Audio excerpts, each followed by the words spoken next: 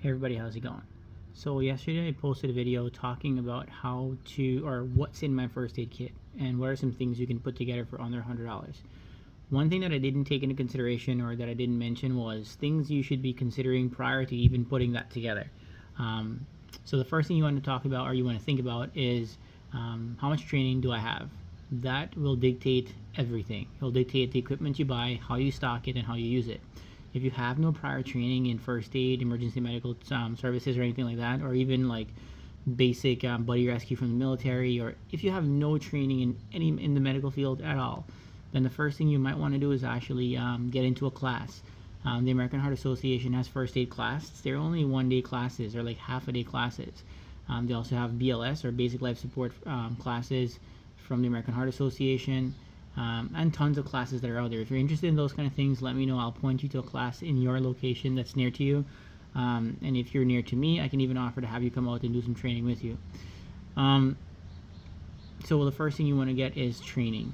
When you've acquired your training, or let's say you've already had some training, now the next thing you want to know is, okay, I have all this training. What equipment do I need to accomplish or to make use of my training effectively? For example, if I have bleeding control training, then I might want to have a bleeding control kit. If I have trauma training, then I might want to have a trauma kit. If I have CPR training, then I might want to have a CPR kit, which would contain a breathing barrier or BVM and so on and so forth. So your training dictates your equipment. Now, when you've already figured out your training and your equipment, then you decide on the bag, because you want your kit to be built around your skills. You don't want your kit to be built around a bag. You just don't want to get a bag and fill it up with a bunch of stuff. You want to actually put some thought into it and organize it in a manner that would be effective when you deploy it in the field. Because if you just have a hodgepodge of stuff in a bag like this, it is not deployable efficiently, or it can't be efficiently deployed in the field because of a lot of limitations.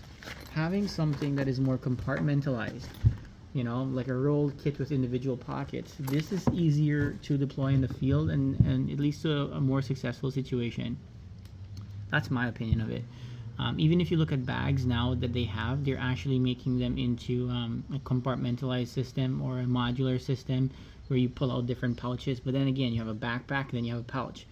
So, we're going off the point here, but you want to make sure that you're putting some thought into your kit, determining your level of skill, then determining what equipment you need to fully operate within that skill set, and then determine on how you're going to carry that equipment.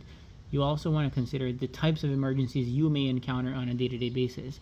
Like you might hear me say a lot, everyday emergencies. When I say everyday emergencies, I don't mean emergencies that occur every day. I mean emergencies that might occur in the average daily, in your average day. So, for example, if you're a chef, the emergencies you might see: fire, burns, cuts, slips and falls, stuff like that. If you're a law enforcement officer, ballistic injuries, stab wounds, cuts, burns, bruises, stuff like that, you're going to see pretty often. If you're working in an office, God forbid, active shooter situations, you want to have tourniquets, chest heals.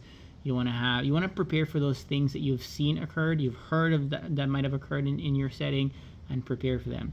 So that's the thought process that goes into a first aid kit, and that's how I pretty much stocked mines.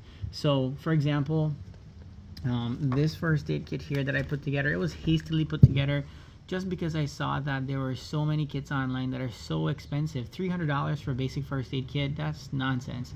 So for $100 you can put one together yourself. But what I thought about was general trauma, bleeding, general everyday emergencies like headaches. It's not an emergency, but it's a discomfort that might be an emergency for you. For example, if your job is to be a bank teller or something like that, and you interact with people on an hourly basis or regularly, you have to be able to have a proper conversation. And if you're having a headache or an achy body, some parts of your body is aching, you need medications to deal with it. Or let's say you take antacids and you have acid reflux and you forgot your medications home. You want to be able to go to your first aid kit and grab something that can help you out.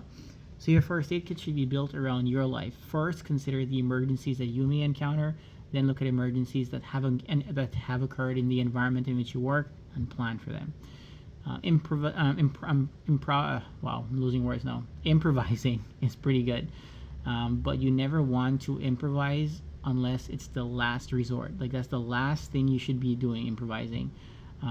Learning how to improvise is important, but you don't want to learn that first. You want to learn that last. For example, a tourniquet is the appropriate tool to use for extremity bleeding that can't be controlled with pressure dressing or gauze or whatever, or dressing in general. You don't want to improvise a tourniquet with a belt or a cravat or a triangular bandage or whatever it is. Those things can work, but it's a last resort because it's not as effective as the device which was designed for that. So that's my little bit for today. That's something that I forgot to mention in the video yesterday and I think is very important. So again, I'm trying to figure this out as I go here, trying to come up with a format for these videos, trying to figure out where I'm going to do it. Right now it's in my garage. But let me know what you think. You know, if you guys keep watching, I'm going to keep making, because this is definitely going to help somebody.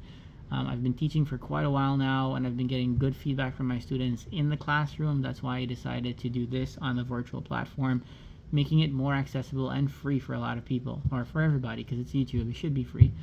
So, all right, stay tuned for more, and there's a lot more that's going to be coming for sure now that I have the time to do it. So, have a good rest of your day and stay safe.